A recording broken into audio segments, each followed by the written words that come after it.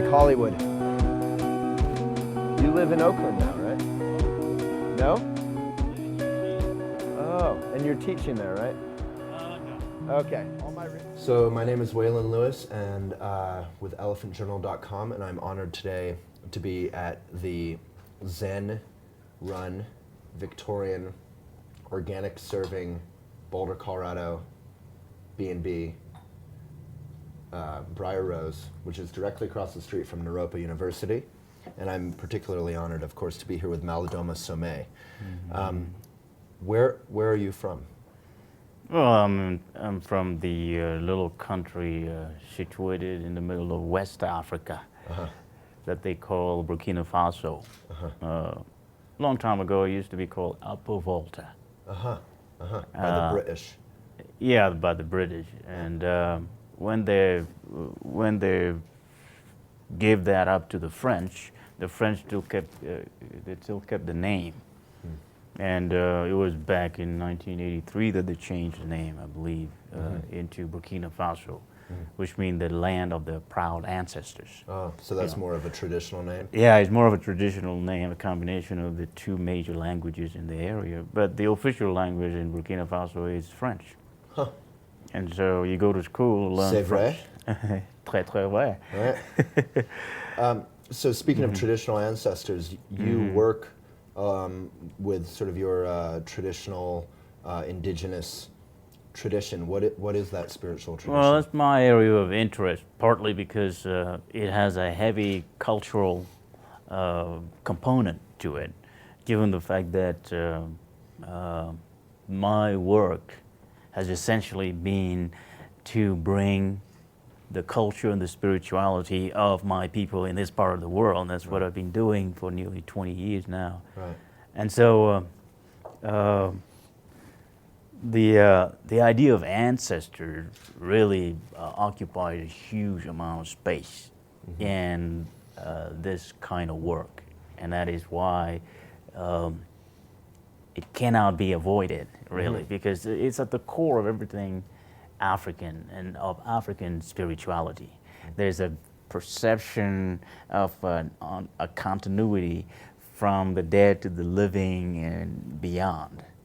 And their notion of community include both those who are in this plane and those who are on the other plane, and anybody in the middle, namely all kind of life forms, the plants, the animals, and so forth. They're all part of the same web of life.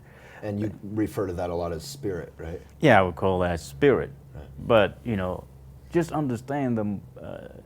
100% of what I'm doing is translating from a language that was crafted to encapsulate certain kind of reality, and most of them don't have a ready-made equivalent in English. And so, what's the extent to which I'm damaging what I'm I'm translating? I don't know, because I'm not really a professional translator. I'm just trying to go from one concept, indigenous to Dagara, to something that is relevant to this culture. In other words, something that people here can understand. Otherwise, I'll be talking over their head. Sure. So in the West, here in America, we often, any sort of indigenous traditions or Buddhist traditions or yoga, whatever it is, we often lump it into this thing we call New Agey kind of spirituality, and it's often somewhat pejorative. We look down on it. Yeah, that's right. But at the same time, there's a real longing to reconnect with kind of tradition and culture in a genuine way. That's right. So do you often find that people in the West consider what you're doing to be New Agey? Well, if they do, I don't mind, as long as it helps them. Like I said earlier, terminology is only terminology. We need words in order to encapsulate something that is oftentimes bigger than the word can encompass them. So I have indeed heard New Age associated with what I'm bringing, and I was willing to understand and to align myself with that, because what is wrong about New Age Besides, etymologically, it's a new age, Right. which means it might be contrasted with something old or something that has grown old, and that means not as interesting. But typically speaking, I wouldn't call the spirituality of my people a new age thing. I would just call that an old age thing. Right. That's something that It's actually quite traditional. That's right. It's quite traditional, and that's what they've been doing at least up until now, with the changes that are going on. Western influence is creeping everywhere, and indigenous culture have been affected the world over, one way or another. And so there is a bargaining that will kind of broker how much of the new is kept and how much of the old is maintained, and so on and so forth. So this is still a refurbishing or kind of mutational stage. Right. The whole Updating. thing. Yeah, updating. Translating. Yeah, because of history. Sort of master translator, we were mentioning him before, Chögyam Trungpa, the founder of Naropa, was very specific in what words were used to communicate Buddhist principles, and he often would change them every 5 years or so to try and refine it. He also talked a lot about New Age and spiritual materialism.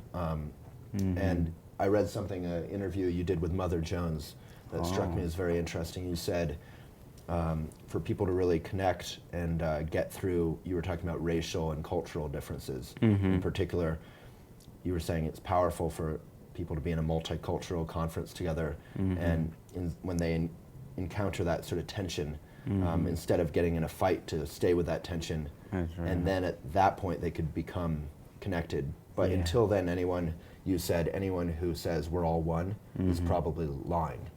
And I thought that was an interesting statement. Sorry for being that blunt. It's just out of experience. I've noticed that what is the chemistry of being real? It really has to do with being able to face up to differences and still survive. Realizing that, in fact, even where we think there's only differences, there might be similarity there. And the most vehement proponent of differences is oftentimes looking for similarity.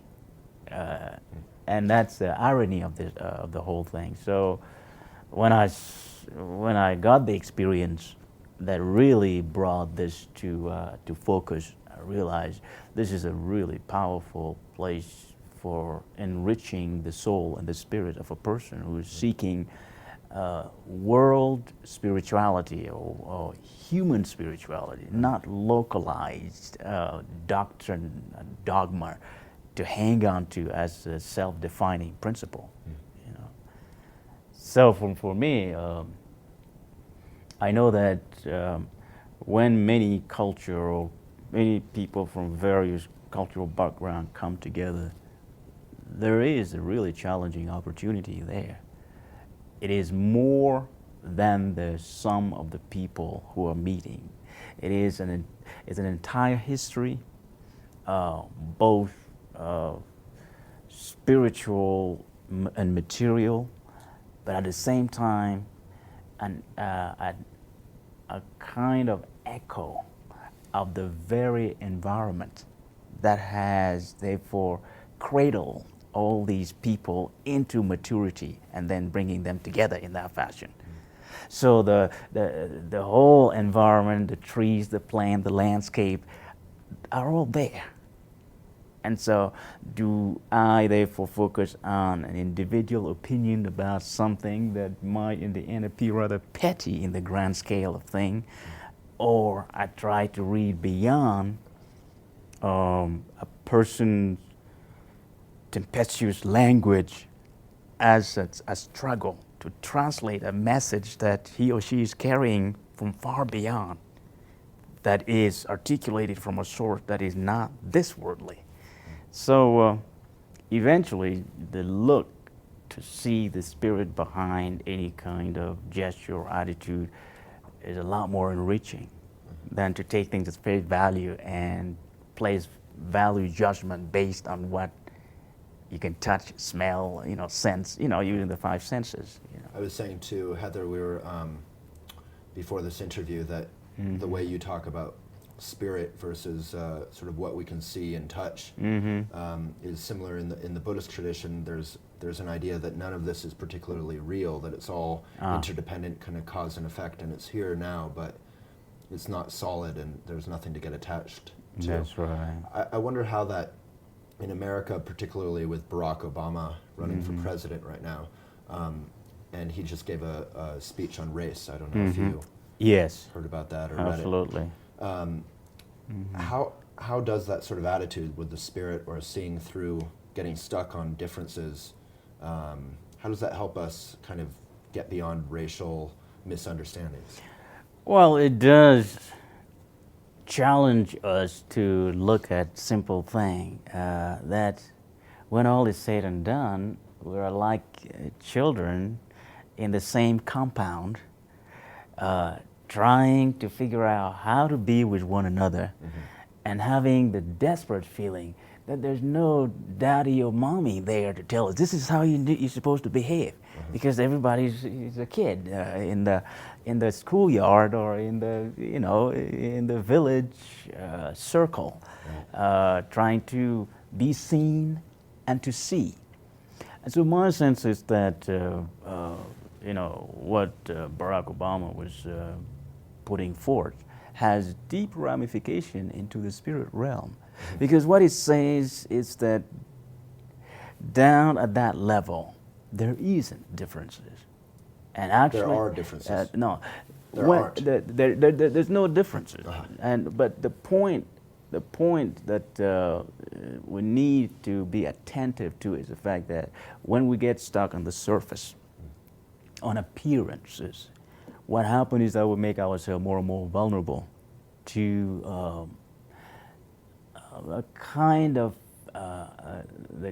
mirror that human superficiality does present us with. And so, far from wanting to settle with what I can see, touch, and smell, if I want to go beyond that, maybe because I'm more motivated by a curiosity that wants to be satisfied only if there is an alternative to the rather stark distinction that appears between you and me. All of a sudden, I will realize that you don't have to look a certain way in order to share the same basic belief principles. For instance, spirit does not require that you be white, black, yellow, in order for spirit to give a stamp of approval to you. So there is a certain sense in which, if all of us are looking for a place where there's more unanimity, spirit seems to be inviting us to come home. Because, and it's my own experience working over the years with various people, at the core of every psyche is a need to be seen, to be heard. To be acknowledged. To be acknowledged. To be made to feel like they matter.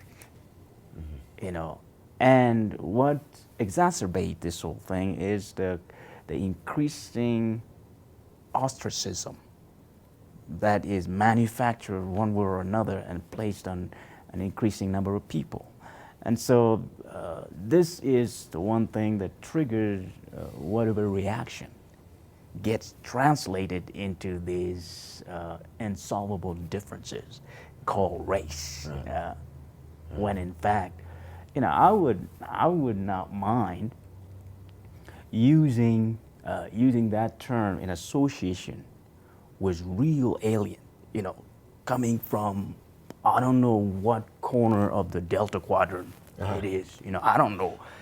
That will be really racially different. But we're still in the same earth. And I'm saying that also because my life experience has brought me face to face to phenomena that I don't have English equivalent to translate. You know, I've come face to face with living intelligent entities that don't belong here. Right. They are not registered. Right. And so, do I, after a repeated moment of interaction with them, continue to act like that didn't happen simply because it's not in the popular literature, although it is, although Well, fictionalized. we talk about ghosts, or we talk about Not spirits. talking about, you know, in the West, talk about leprechaun. In my culture, we talk about contomble and other names.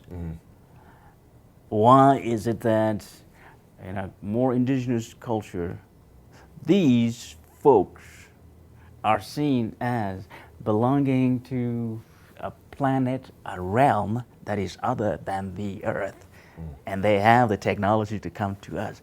Is it that because we can't go to them, that we prefer to dismiss them in order to maintain some kind of supremacy in our own neighborhood? I don't know. But the point is that once you have had this kind of experience, it's really hard to pretend that to go back, because there's certain things that just affect you for the rest of your life. What happens in the spirit world stays in the spirit world, you could say. Well, yeah, that's right. So for years, I've kind of half-jokingly, Reggie Ray is a great Buddhist teacher and teacher at Naropa, and we've interviewed him, and he was kind of a normal Buddhist teacher for many years, and then he met you, That's right. and you buried him in the earth for 12 hours or something. Oh God, you haven't forgotten that. Yeah, and after that, he started talking about the spirit world and the kind of ghosts or unseen spirits, I think is how he put it, That's something right. like that. And he kind of got a little different. He didn't go. He couldn't go back.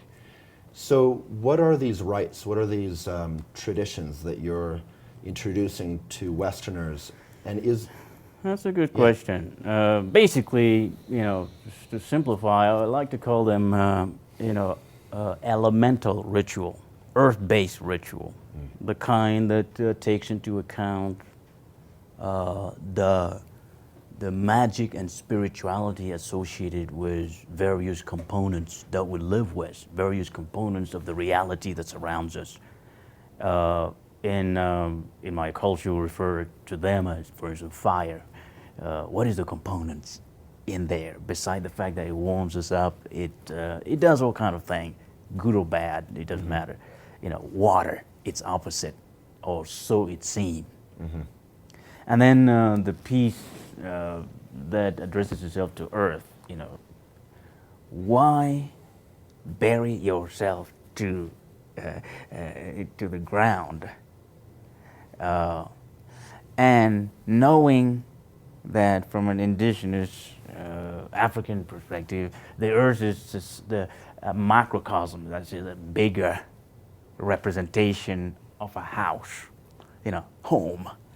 Earth and home, I think are one and the same thing. You know, we haven't figured out a way to get away from here and go live somewhere else. You know, we just move from one part of the body of the earth to another and settle there, calling it home. So all of that raised the issue of the potential archetypal meaning associated with such an element. There are two others, such as the mineral, that are associated with memory and the storage and circulation of information, and finally nature, which apparently is the realm of change and transformation, magic, which I noticed is of great interest in the West. You know, anything in media that appears otherworldly, of the Harry Potter quality, seem to attract a lot of interest, you know. And what is going on parallel to that is more like the assumption that this is fictional. Why is that the psyche feels so drawn towards something that the mind considers non-existent? Is that because the mind and the psyche are engaged in an ideological battle, so that they are from different countries. You know, the mind is from wherever, and the heart or the spirit is from wherever else. I don't know, but in bringing this ritual to this part of the world, and including burying people, I was just experimenting with the effect that ritual done in a particular corner of the world, just because the people there only grew up with it. I was interested in finding out what would they do here. And I found out that they have the power to suck somebody in such a way that the person is never the same again. You see, in this day and age, in this culture, we are really hung up to a word, especially lately, change. You know, and any person who comes into the spotlight is mostly seen as a person who can wield change. There is an underlying implication associated with that, that somehow we are allergic to stagnation. Same old can turn into some kind of boring thing. And that's what I've ended up liking in Reggie, for instance, who has the boldness to go from, you know, what I may call traditional Buddhism, and dive into the African unknown, and not show sign of finding that all that contradictory to the kind of thing that he is most familiar with. So people with the capacity to deploy this level of flexibility, and we call that wateriness, you know, they flow like water. They by facing obstacle with a kind of gentle approach and so forth. So people like that are really offering the change, the chance of the kind of change that might be permanent, right. I would say. And again, that states something favorable to spirituality in general, and particularly the kind of spirituality that comes with a tradition, that in fact they have come to these type of practices out of experience, and their certitude that indeed an ongoing flow is what deserves our focus, knowing that the chair you're sitting on is actually immaterial. It's a bunch of you know, molecules stacked up together, so are you anyway, and because of a specific sort of contract or agreement they have, they stay bonded together. Well, if one of them start acting out, well, we translate that into a decay of the article of comfort that you're sitting on. So in the same way, what about us? The change that we're talking about is the one that might perhaps help us bond with one another, regardless of the geography of our growth. Just the same way, bonding us together will affect this type of community that blends itself with an environment that we're in. You know, I don't know what I'm talking about, but Me neither. sounded good at the time. Yeah, no, it was brilliant. I'm just trying to keep up. So a lot of these rituals, which you experienced rather belatedly, like around the age of 20 or something, when you went back to the village. At a younger age. How to become a proper man, in your case.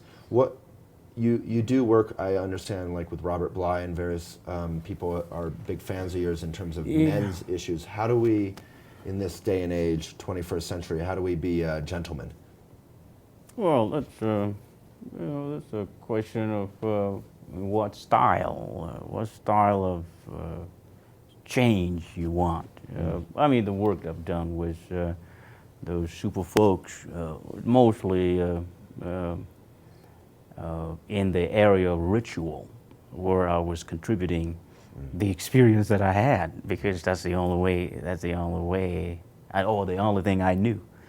But what I've gained from that was the insight into a potential anatomy of the structure of ritual and the aim, the purpose of it. And like in the village where you do that because that's what everybody has been doing for as long as anybody remembers. So when the season comes and you are ushered onto those things, you do it because you want to deepen your sense of belonging to the community. But here, the one thing I've noticed is that indeed there is a psychic craving for an interface with the sacred. One that seemed to desire deeply to construct that interface in such a way that the other parties is as close to nature and as respectful of nature as possible, which is something that I respect a lot. It appears to me that this is a departure from a more dogmatic secular religions, such as Christianity, for instance. But the bottom line for me was the discovery that indeed no matter how westernized or modernized anybody is, there is a core indigenous person in that sophistication hidden somewhere that would burst out in the face of a proper introduction into a sacred space in which interaction with the natural environment is authorized. Right. In the West, we often, the rational or scientific point of view is often associated with sort of the male point of view, not believing in magic. That's right. And the Harry Potter and the ritual. That's right. So again, how do we, kind of be proper men? Do we explore more of that ritual? Well, I think that proper masculinity has to undergo the fire of transformation into that emotional space in which somehow the heart is let open. How do we do that? To be more, yeah. first, I was making a certain kind of assumption. The way to getting there is not an intellectual process. It is an experiential encounter with the sacred, which means, burying you on the ground, something so unscientific and so, you name it, it is there. Like a sweat lodge or a sweat lodge, quest. a vision quest where you can stand on the mountain in the cold and find some ways to turn your whole body into a hearth, generating heat to keep you warm enough so that you can see the day come before you come down. Things like that have the power of breaking down a secular perception of the masculine. Really tempering that kind of rigidity and masochistic self-definition. You have to be this way. You can't cry because that's not good. To the point where what is left is something so palpable, so tangible, that it can be compared with the elements in nature. And so I don't know how best to say this thing. It's just that as long as modernity defined itself as masculine, a lot of problems for which change is sought are not gonna go away. It seems to me that, and I'm not saying that to emphasize, the beauty of more indigenous tradition, but I have to say that it would be interesting if modernity could switch a little bit its masculine supremacy move away a little bit and let the feminine take over for a while, just as an experience. Let's see what's going to happen. Right. You know, for several millennia, the male defined as this in such a rigid fashion has contributed to the evaporation of the magic in the world. You know, you name it, from the old time where the Greek time when the magician and the oracle reader were, by the way, blind people, to the Middle Age prosecution of the witches. Most of them were women. Down to the modern era, I think that there's something about that history needs. We need to read at. We need to read into, because what it says is that somehow masculinity is defined as some kind of police working against the magic, working against something that is supposed to be a part of of us all, to the point where magic has become rather superficial. What if there's something much deeper behind Santa Claus? What is there's something deeper behind St. Patrick's Day? Much more important than the beer, for instance. Right. And the leprechaun, if they were for real, if they were accepted, thereby establishing the fact that we have our limits. We are human. There are others. And what if all of these things were brought to be part of our daily life? What would be the current status of the male and the female? I don't know, but it will be kind of interesting to explore if we want change. Mm-hmm. Change and experimentation go together. You got to experiment with various things as opposed to standing with the same old, and eventually defining change as a cosmetic touch upon the same old thing, looking at it from a different angle. What if you sweep through the whole thing and put some other monument in there? Maybe it will be the kind of thing to reckon with. So again, to your question, how do you become a gentleman, a man in the modern culture? I wouldn't say that I come into it knowing how you do that, because there are all kind of situations, there are all kind of setup that are making sure that you stay within, at least reasonably within the norm of masculinity as defined by modernity. Right. Now, if you want to change that, then you'll be going against the grain. And you have to raise the question whether this is what you want to do or you want to comply with the same old thing. The John Wayne. Yeah, the John Wayne type of thing. Yeah. I think that there's an increasing number of people, particularly young people, who are waking up in these days to something that they are responding to more like a magical thing. It is the kind of thing that excites. When excitement is something that is not manufactured, then it has a genuine signature that could throw a person into an unpredictable journey. That makes it an adventure. An adventure is something that should be part of the definition of life on this plane. You see? So, for whatever it's worth, I think that a revisitation of the notion of sacred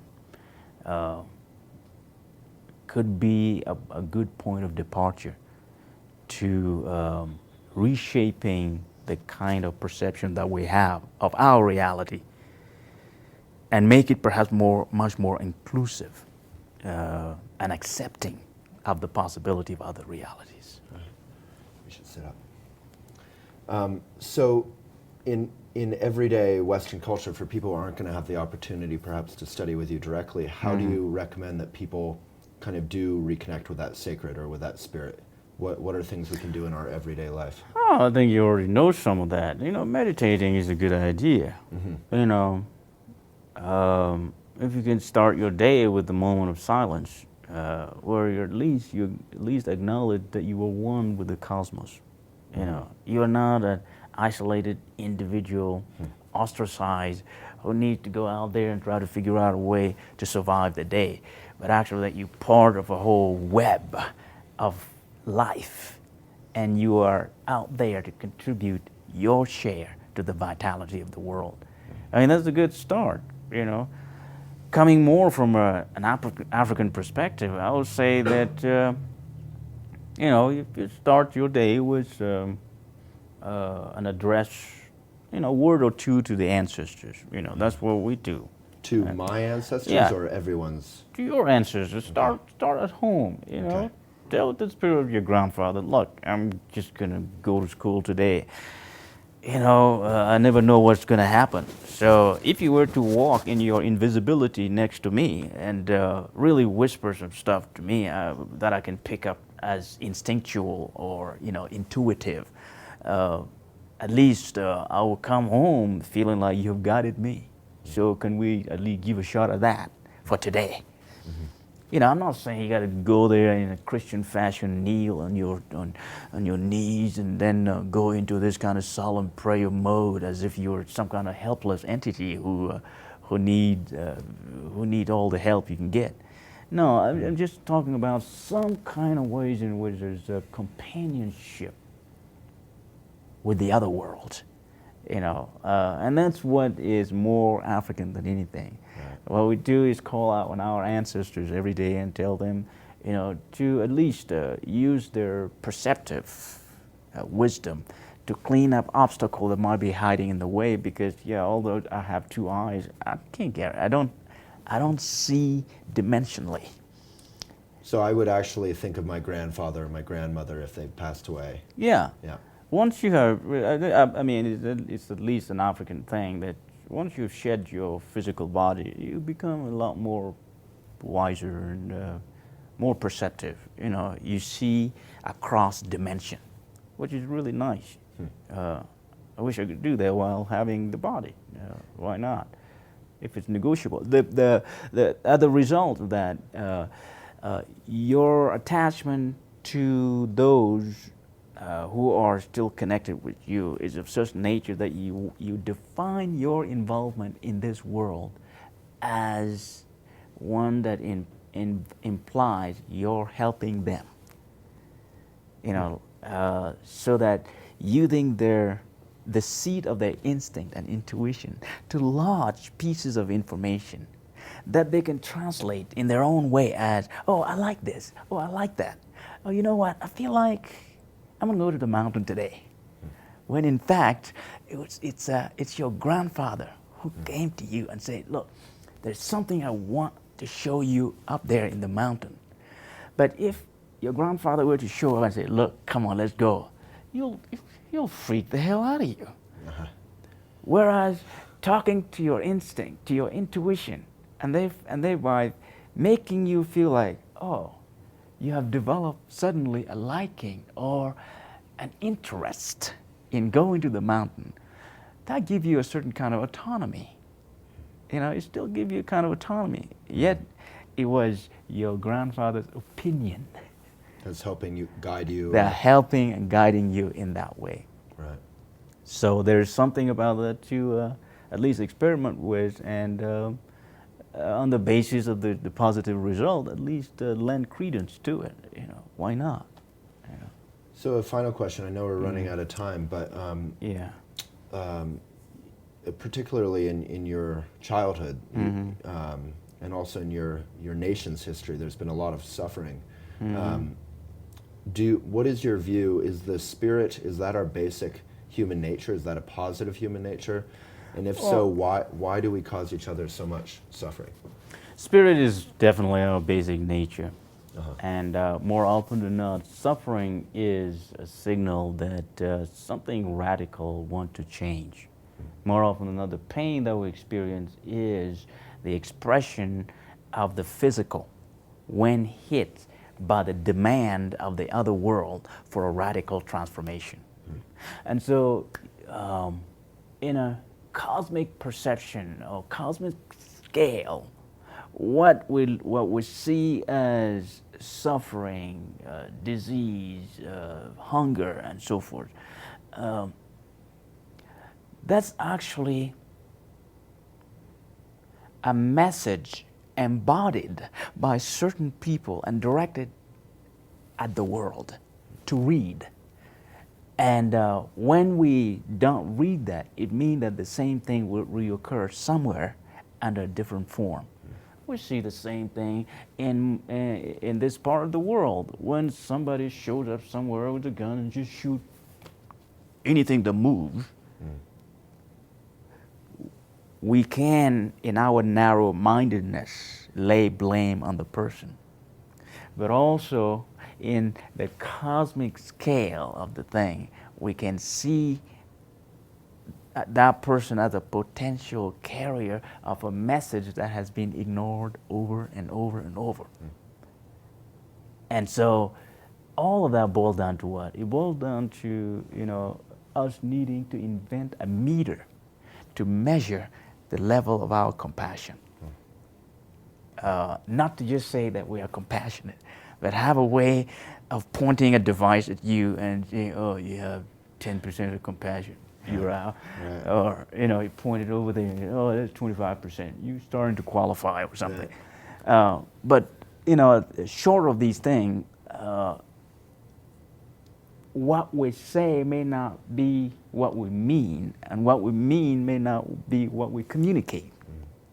Because words have this kind of resiliency. So you're saying to have compassion for our so-called enemies or people causing us suffering? That's right. And also have compassion for those who are carriers of certain kind of embodied painful messages to the world. Recently they started talking about autism. What if autism is a message to us, to the world, to society? What if all these generic illnesses, like Alzheimer's, is a message? And not unlike what we refer to in so-called poor country as hunger, disease, and wars, and so on and so forth. What if all of that constitute messages directed at us that we need to pay attention to for the sake of our own growth and transformation? It is better to put it that way than to think that we can feel comfortable knowing that when we see someone suffering there, we're grateful that it is not us. Right. So we go home to our cozy TV dinner and realize that, God, we must be a little luckier than we thought we were because we saw something really bad. And it could have been us. Anyway. And we were talking about, just as a final note to that, having compassion for your enemies or for people who are suffering or causing suffering even. Yeah. Your name itself means friend. It was a stranger. It was the enemy. Right. And that's been your life's... It's a very painful name, but it's based on the concept, basically, that your name is an encapsulation of your purpose. Right. What you came here, your mission in this world. And strangely enough, maybe if I didn't carry the name Malidoma, I wouldn't be here. I would have been probably still in the village. Your name means friend to the enemy or to the stranger. Yeah, that's right. Because in the enemy and stranger is the same thing. Who knows? Because a stranger could be your killer. And it happened as a result. It's a word that was coined in the mid 1800 when Europe started doing all these things in Africa. The priests come with a cross, and the next thing there's guns and bullets. I thought we were friends. It's the carrot and the stick. That's right. Anyway, I'm not going to go into that. Well, thank you so much. You're welcome. We might. Do we? Okay. Well, thank you so much, Malidoma. Oh, thank you. It's an I honor. appreciate that. I Yeah. appreciate that this was possible. And next time we should glad. get together and bury our songs in the ground. When the ground is a little warmer. Yeah, exactly. Well, thank you. You're welcome. Okay. And thank you, all of you, for listening. Malidoma Some. Yeah. That's great. Thank very you. much. Well, Take thank that you. option. Yeah, great. It was a pleasure. It was very delightful. Thank you, Alex.